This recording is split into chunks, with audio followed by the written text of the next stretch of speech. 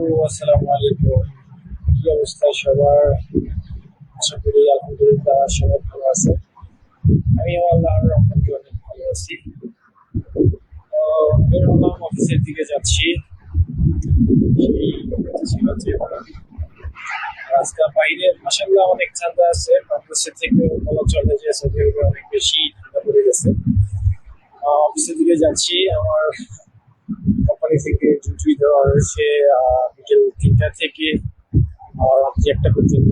Means Bangladesh সময় সন্ধ্যা 6টা থেকে আহ ভোর রাত্রি 4টা পর্যন্ত। তো ইনশাল্লাহ অল্প কিছুদিনের জন্য ইভিনিং শিফটে যাওয়া হচ্ছে।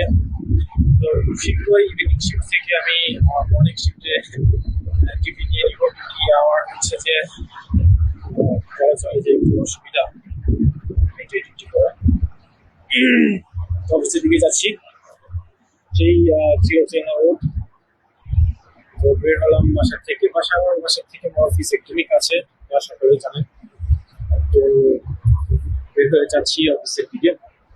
তো ভালো থাকবেন সবাই, আল্লাহ হাফেজ।